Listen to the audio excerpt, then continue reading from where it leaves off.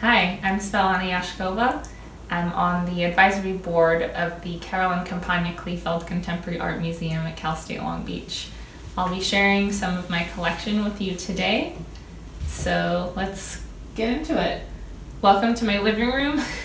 The first piece I'm going to share is by Helmut Newton, one of my favorite fashion photographers. I think he's a master of composition, and the way that he depicts women is really interesting.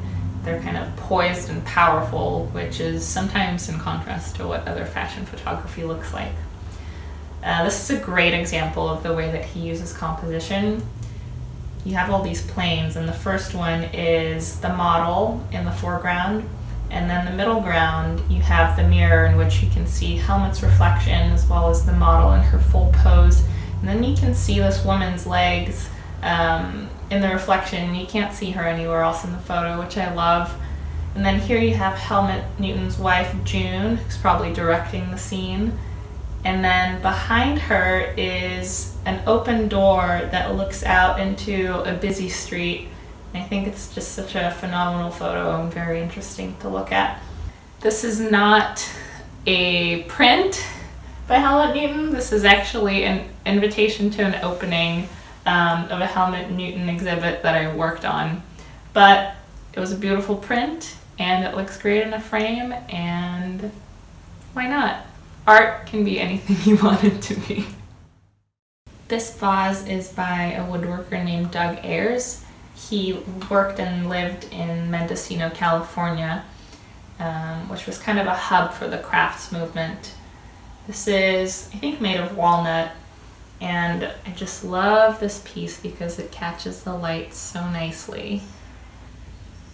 It has this hand-carved circle that has a really deep, interesting texture.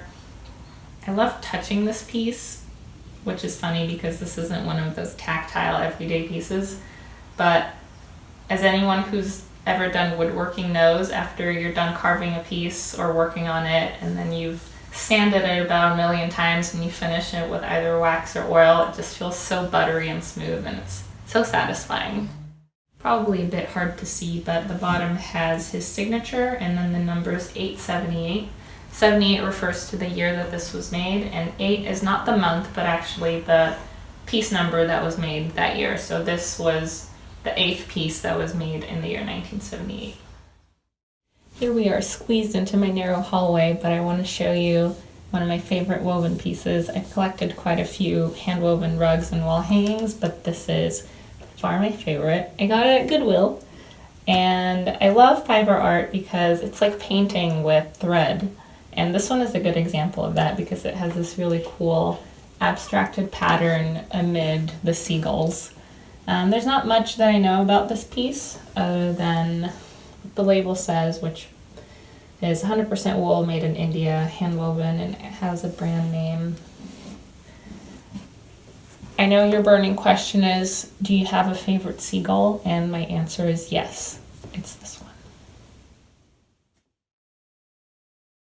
Last but not least, I have here a piece by ceramic artist Owen III. He's based in Seagrove, North Carolina, and this is kind of a classic Owen design. It's influenced by early Chinese pottery in the Tang Dynasty, but he has this modern twist to it where he has this almost icing-like thick glaze. If you know much about ceramics, you can create these thicker glazes that create this kind of controlled drip at the bottom. It's really neat. I always like to look at the bottom of pieces. There's his signature and the year. Thank you so much for following along and getting acquainted with a small slice of my collection.